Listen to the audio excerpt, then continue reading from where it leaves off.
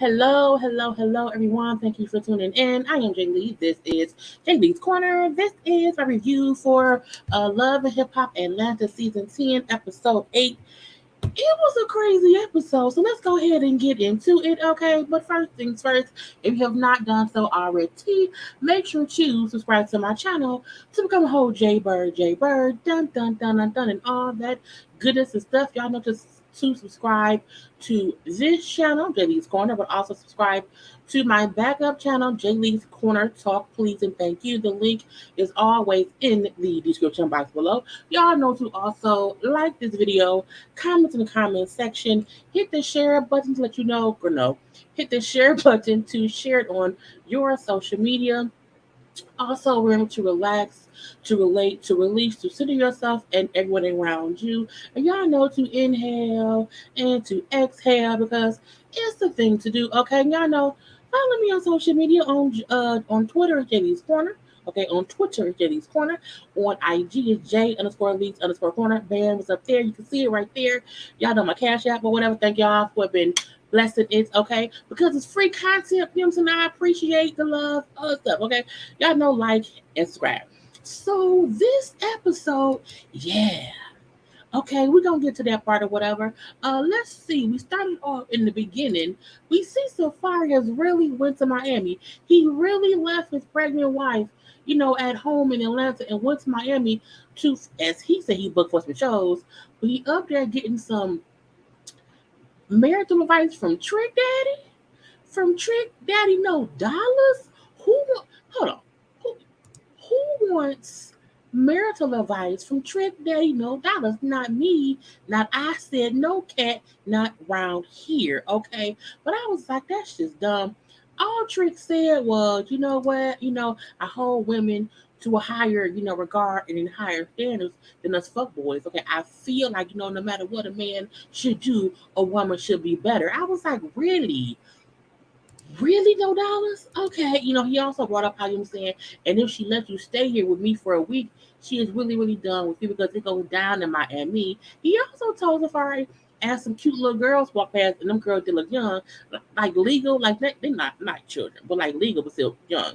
Um, but told him you should go ahead and get some cooks. Okay, go ahead and get some cooch from somebody because you need to get it out your system. I'm like, oh, you're gonna tell a married man whose wife is at home pregnant with their second child to go sow his whale oats along the coast of Miami? I was like, really? Trick Daddy, no dollars. I'm gonna leave that be. And Safaree just brought up how Erica been tripping lately. You know, Safaree. This is Safaree's issue. Safaree's issue is yes, he's a bad husband because we know he's a bad husband. He's technically almost also a bad father. Okay, but his thing is she keep going to fight. Okay, I don't want to be fighting whatever. I do not want to have a volatile marriage. I do not want my kids growing up seeing us fighting because that's what I grew up seeing. I don't want that. Now look, I can respect anyone who says my wife was violent. Okay, she likes fighting. I don't. So when she wants to fight, I leave. I can understand that. However, sir, you don't have to leave the state. Okay, and if your wife is that violent, you should get custody of the kids and leave her because if it's that bad, why leave your child in her care? Which lets us know Safaree full of shit. Yes, Erica is violent. We know that. We know she's a very, very hot-headed person. She's shown us that over the years. But I feel like, sorry, you are a grown man. Okay, you are a father. If your wife is so bad that you have to leave, take your child with you. Because mama's what? Crazy? I'm gonna leave that be. But not even that. If it's that bad, bro, divorce her. It's weird to me how everyone is complaining about these marriages, but no one wants to leave. But we be quick to tell folks who are single, but who has been you can date who? Alexia from Put a Ring on It. Been with that man for 14 years. We tell her, you should have been left. Don't stay because the years. Look, you should not stay in any relationship, be it a boyfriend, girlfriend, husband, wife, Burton, Ernie. I don't care who it is or whatever. If it is not a good situation, leave. I do not suggest for anyone to stay because we're married or because we have kids or because it's been 14 years. No, let's have equal opportunity. get the fuck out that relationship. Okay, we can't say one thing to a couple who ain't married and say, but it's a bad relationship, but want to suggest for Eric and Safaree to work shit out. No, divorce each other. Y'all is fucking crazy. Okay, and it's only even what 2 years, girl. Bye, the fuck out. Anyway, that's it. Let's get to young baby Tate. Okay, young baby Tate. I almost feel like is she supposed to be on the show this season? Cause we ain't seen. I mean, that whole thing with her and the little guap boy was bullshit or whatever. And now she back in town from her Jamaica trip, and she want to go see like a little palm reader or spiritual. Speak to the ancestors person. I can't think what the name is, but she speaks to the ancestors. She gets little palm readers, whatever. She read cards and that stuff. Now she like I need some insight because you see my grandmama and my mama, had man issues and whatnot, and now I am also having man issues. I'm like, baby girl, you about what, 22, 23, your early 20s? Take it from me. It gets better later, okay? You're going to have some foolishness going on. I've had two toxic relationships. The other shit was fun. It just didn't work out. You're gonna have some stuff in your life that you got to work through. It's okay. You young enough for what you're doing right now to not fully matter because you want to get out of it. Okay, so that's a good thing. Anyway, but she went to the lady, okay, to read her palms and to read the cards. And I'm like, first of all, is she really getting advice from the ancestors? Because I'm like, I don't think the ancestors will be saying, period, poo. I don't think they talk like that. So, I mean, I want to go to somebody who's going to talk to me in regular terms. I hate that, period. Don't do that with me, okay? The ancestors did not say that. That's not what they're telling you. And I also feel like it's easy to say, oh, you're going to make it. You're making great plans. You're going to get to the bag. I'm saying? You're going to be, you're going to succeed and stuff, okay? And you need to take your power back in your relationship so that you don't look like a fool. I'm like, that's easy. I really feel like people go to these because I do believe in spiritual connections. However, I don't want to come to you for some advice from the spiritual world or whatever, and you tell me the most basic of things like, okay, can you gonna do a music? Okay, you gonna have contract signed, your music gonna sell, your hair gonna be laid with bad baby edits. No, give me something worthwhile. Okay, don't give me bare minimum advice from the spirit world. I'm gonna leave that be too, because that's all it was. We then see her on a little date. Okay, this is the girl who does her hair. Okay, and we find out that young baby Tate is actually bisexual. Okay, she said she started liking girls first when she was 4 years old, and she did not start liking boys when she was a little bit older and whatnot. Okay, and she recently ate some cooch for the first time, and she liked it. I kissed the girl cooch, and I liked it. Okay, I guess so. But because she ate cooch for the first time and liked it or whatever, she wanted to keep exploring that, and so her and baby girl want to continue to vibe out or whatever and see where it can go. I was like, oh, okay. I think it's weird when we have new folks on these shows, and I'm like, what's the point though? It's love and hip hop. So I guess this is her love and her hip hop, but I'm also not like I don't care. It may be because I don't know her yet, but I don't know. I mean, she's a cute little girl. Okay. Oh, so cute. I mean, the baby here. It's like little snakes on a plane. This girl, this slide on her girl. It's just too many. It's too much baby hair. I don't like it. Now we do see Mendeecees surprise Yandy with a dinner on the floor of some restaurant, okay? And it's for him to make up for saying in Arizona how if she went to jail, he's not sure he would have been able to hold her down how she held him down when he was gone. He said I didn't mean it. You know what I'm saying? I felt like, she didn't see things from my vantage point or whatever, and I was upset and I just said something that I didn't really mean or whatever. And if you were to go to jail now, I would definitely hold you down because when I was away, it's like the kids never missed me because you made sure I was included so much in the family. I'm like, okay, fine. Anyway, but I'm like, that's funny because you're saying, if push comes to shove, you will hold your wife down. You can't even hold her down with helping her get infinity right. Okay. Okay. Anyway, so he had Queen Naja come sing a little song, whatever.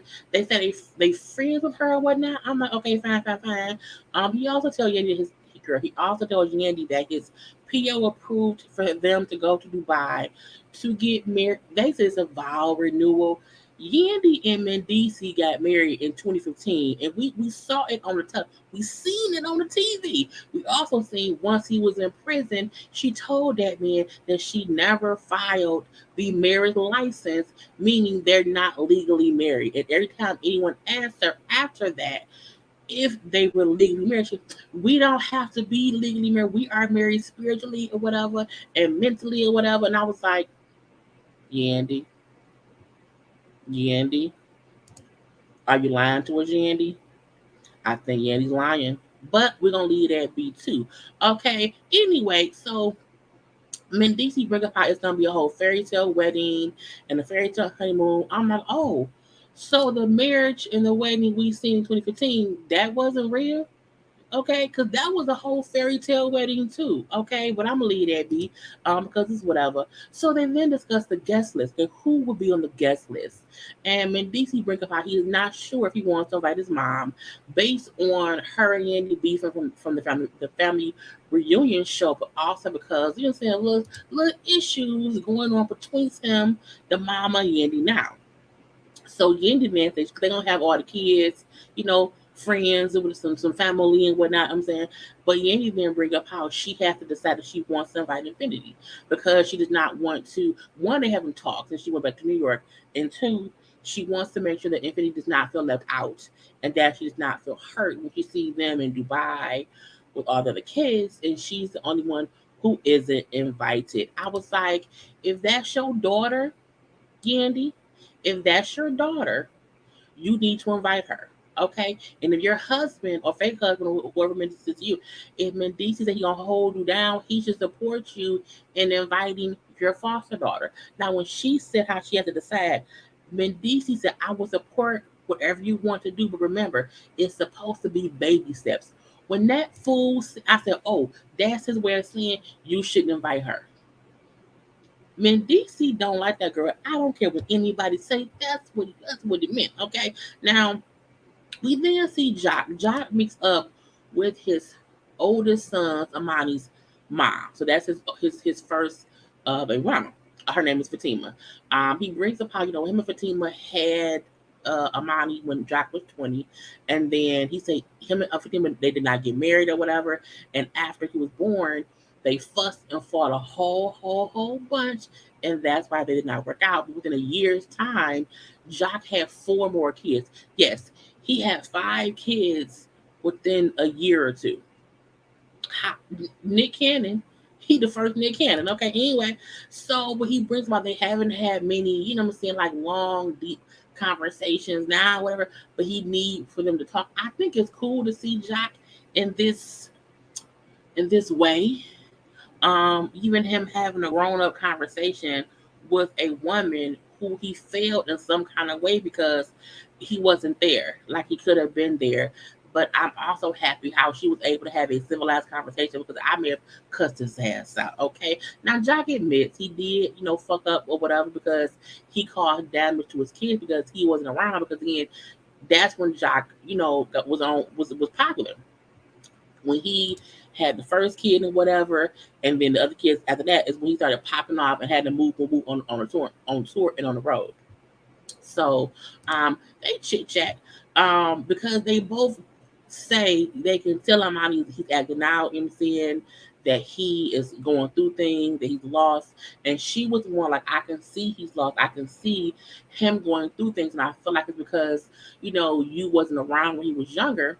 And for him, he feel like because you did not go to school, because you did not go to college, he don't think he has to work towards those things to be successful because of what you did. And Jack was like, but I worked hard. I didn't, it didn't happen overnight. Even though I hit fast and had to go, it was still work until I got to a point where I didn't have to work anymore. But he don't see that though because he has a different vantage point than you. And then she's like, but I keep telling him that, but he's not listening or whatever. And so she do suggest like he needs more one-on-one time with you because he grew up so fast when you was gone, and you may not know it because again, you've been gone even with 3 months. That's a lot to a kid, and so you may not know this, but we needed you back then or whatever. So now he looks at the world different based on how you moved and how he felt. And I'm like, for her to admit, and she was crying a little bit too. Like we needed you. You may have had other families or whatever, but we needed you too, and you weren't there. So again, you play a part in this, and I like that Joc wasn't defensive in it. I think Joc knows it, and I think that's why he's trying so hard to get Amani, on the right track. And so she also brings up how, I think for one, once he got mixed up with the wrong crowd that he met while working at your club, that's when I really thought him being different or whatever. And it's like as a mom of a black kid, I worry daily about him just making it home like at the end of the night. And so, we need you, he needs you as a father. I'm like, oh, he needs you, Joc. Okay. I loved this conversation. See, to me, this is what keeps Love and Hip Hop entertaining when it's authentic situations and conversations and not shit that seem made up like other folks on the show. Oh, Yandy, that will remain nameless. Anyway, he like, I'm going to do what I have to do to get my son back on track. So we then see a quick conversation between Erica and Bambi. So this was right after the whole what was it, when her house got broken into, and so she was at home by herself. She was pissed off at Safaree because Safaree was still in Miami. I'm like, right, how your house get broken into, bro, and you don't come back home? Okay, but so she's pissed that he's still in Miami. And so she brings up how, because of his actions, okay, because of things that he's done that pissed me off, okay, his actions has caused an ugly reaction for me. And I ended up destroying some things. Okay, we see the video of her like blocking the security cameras in the garage. We then see video of his like his dirt bikes or whatever, with paint all over or whatever. But she admits basically like yes, I destroyed stuff because I was pissed, and that was my reaction. And this is the bad part. It's like she has a right to be pissed because her husband is not being a good husband. So she has every right to be pissed off at him. However, at the end of the day, you should not destroy his stuff. Divorce him, because what it seems like is you're doing things in retaliation to him, which then makes him say how you're a bad person, even if you're not. And that's the bad part. What she's doing isn't making her look any better. It's making him try to complain about her. And you should not want to give him any ammunition to make it seem like, well, I keep leaving because she being violent. It's like, no, dude, you pissing her off and making her react. So stop doing that. But also, Erica, stop destroying shit because you just leave him. Leave him. You are pregnant. You do not need to be out here even breathing in the paint fumes. Throwing on, girl, it's just crazy. So she bring up how for her she's ready to file for divorce because she's tired of the bullshit. And then Bambi, who's also pregnant with, as she say, a bad husband, she's also ready to divorce Scrap. Now, even though we know I hope my signal's not bad because it's at one love bar. But we know currently that Erica and Safaree are going through divorce, but however, Bambi and Scrap is not. So I feel like, girl, I mean, what you want us to do? Because you complaining, but you ain't leaving. That's what I'm supposed to do. Like, am I supposed to be upset that your husband keeps doing bad things and you keep complaining about him doing bad things and you just don't leave and it's a bad cycle? It's like, no, mama, leave him and be happy. It may be, look, Pete, it's weird to me. It's hard. It's like, yes, but you, what the fuck? Oh, I'm like, what the fuck is that? I forgot my, that was the TV thing because of the emergency broadcast system. Anyway, but as I was saying, it's just hard seeing people complain about stuff and they don't leave. I want them to be happy because here's the thing: you struggling there in the marriage. You don't have help in the marriage. So how much different will it be if you're divorced? The dude he already ain't helping. Girl, I'm leave that. I'm gonna move on. Okay. So we then see that everybody fell to Dubai because Mendeecees and Yandy asked um who they asked. It was Rasheeda, Kurt, Carly's daughter Jasmine, Sierra, her new boyfriend Eric. We're all going over to Dubai for this vow renewal thing, and of course, Erica, Bambi, Scrap, and Safaree not going because Bambi and Erica are so pregnant. So they can't fly. Okay. So they get over there, whatever. Beautiful hotel, you know what I'm saying? Beautiful, it's beautiful over in Dubai. Okay.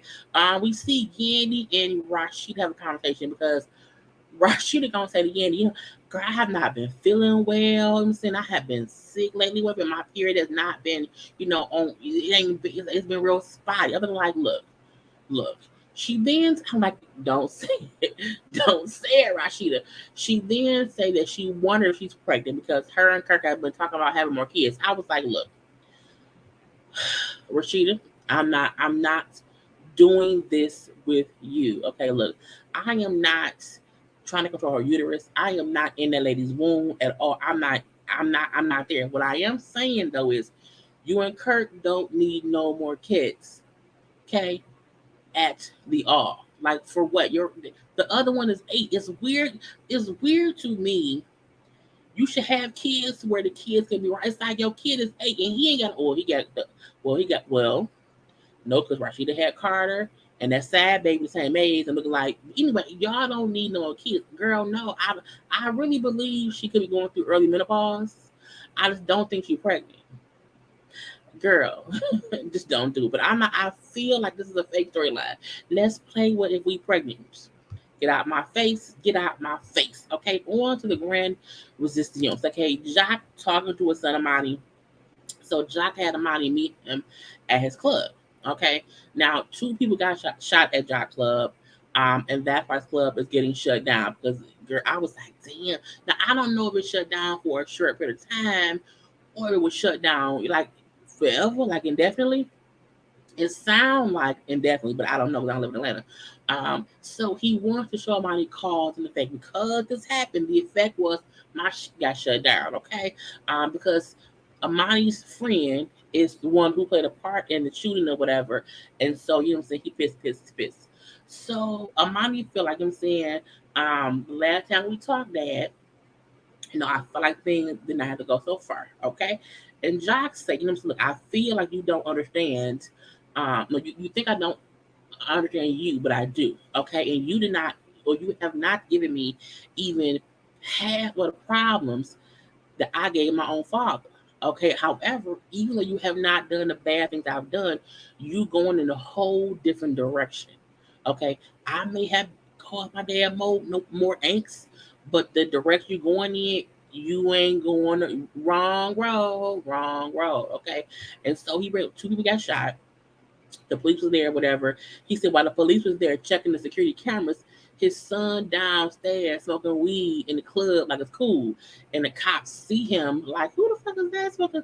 That's your son? Okay, man, shut all this shit down. So he felt like the cops wanted to make an example because it seemed like there was no regard for what had just happened for one or two. It's cops all around. And you sit in there smoking weed. You should not. But is weed illegal in Atlanta? I don't know. But again, he like, cops like to make examples or whatever, so you have to be better. Here you go. Here you go. Always want to blame me. Always want to blame me. I know I messed up, okay, but I won't make no more mistakes. I'm like, you lying. Everyone is going to make mistakes. And it feels like Amani doesn't fully want to hear Joc, mainly because he feel like Joc don't or even hasn't really raised him to be able to have that kind of say so. Even though Joc not saying anything but said the right shit to you to make you realize you on the wrong path, bro. And so Joc, like, look, my point is you have to move smarter. Okay, you have to move smarter. Watch your back and don't be out here acting reckless around the police again. They always looking to do shit, so don't give them a reason to. But again, Amani don't hit it. He here, oh, he blaming me for the club getting shut down. No. He's saying because they see you doing something, they made an example because they didn't like what you were doing. Because cops do that kind of shit. But I'm gonna leave that be too. Okay. So Joc, like, look, you out here hanging around with somebody who put your life in danger. They damn near died. Okay. And then they also attacked my security. Like, what the fuck on you? And if your mom was dating some dude or whatever, and the dude called your mom to lose her house, would you still be cool? They do. Man, you know the answer.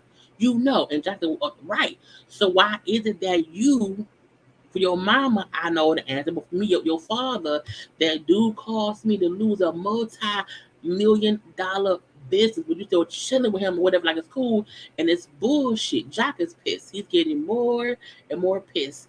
And as the son is still talking, man, Joc tossed the damn chair, boom, hit the partition, the little glass partition, shattered that shit a little bit. Okay, and he's pissed. Okay, he's like, I'm sick of this shit. I'm sick of this shit. I was like, oh, Joc mad.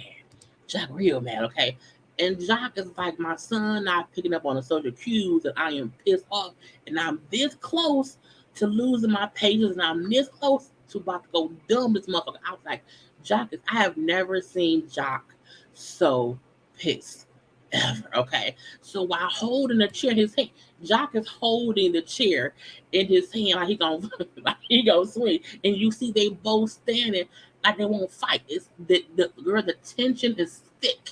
Okay, it's thick in that bitch. Okay, he like, what I'm not about to do is lose you to these streets. Okay, I had to hold that man, daddy. As he cried, holding his child was dying on the ground, saying bleeding. Girl, my throat hurt. And you want to act like I'm wrong, telling you some real shit? Fuck that. I was like, oh, Joc's mad. Joc's mad. Joc's very, very pissed. And when I didn't say that though. I didn't say that. Amani's trying to make it seem as if I didn't say the words. You know what I'm saying? You saying some bullshit, but your actions and how you respond to what Joc say is what makes him feel like you're saying he's wrong. It's the actions of it all, okay? And while Joc is right there, I want the best for you. I want you to be the best. He like, I know that. Joc said, you know that, but, and when Joc said, but, Amani then was like, I'm trying to move on. Look at my actions. And it was like they was yelling, and out the blue, honey, Joc moved quick. The son moved quick. I'm like, oh, they're gonna fight? They're gonna fight? Joc moved so fast because I felt like he was upset. He was pissed. He was yelling. He was fussing. And then security, now we didn't hear the fight. I mean, we didn't see it. Okay, the screen went black, but you heard them scuffling. You heard the son say, "You gonna swing on me? Man, I ain't need to do shit, man. I ain't need to do shit." And we see security holding the son back. We see the other ones holding back Joc. I'm like, either Joc is real strong or them two men is real soft. I don't know which one, but they was having to hold him back so tough or whatever. But we hear the audio of the scuffle. Okay, but again, as we know, they tussled. Okay, because they tussled for real, because security wasn't even close enough to have broke that up before the tussle. And I do think Joc just rushed his son because Joc was pissed. Okay, he was pissed off to the highest point of pissivity. He lost his cool and he went after old boy or whatever. I was like, Lord Jesus, Mary and Joseph, okay. And Joc, like him, said, I don't even know how we even got here. You know what I'm saying? I just want the best. I just want my son to be, I just want the best for my son or whatever. And I don't know what happened. You lost your cool, bro. And I feel like father and sons have these kind of moments or whatever, to where it's like, look, it's a bit of a scuffle. It's a bit of a scuffle. Uh, so I mean, Joc was pissed. Even after all this, he was in the thing because the son had left, and he threw the chair at the little glass. He threw the chair this time and broke all the glass in there. I was like, girl, we gotta see what happens next week, or whatever. That's the whole thing. Thank y'all for tuning in. I hope y'all enjoyed. If you watched the whole time, you have to put in you gotta put in a Swiffer. Okay. Put in some scissors or pop rocks. Okay. So those are the options of what you have to put in. Okay. Let me know how that goes in the comment section. Remember, you have to put it in so that nobody know what you meant or what he's talking about. Because again, that means that they watch to the end. Anyway, I gotta go. See you when I see you.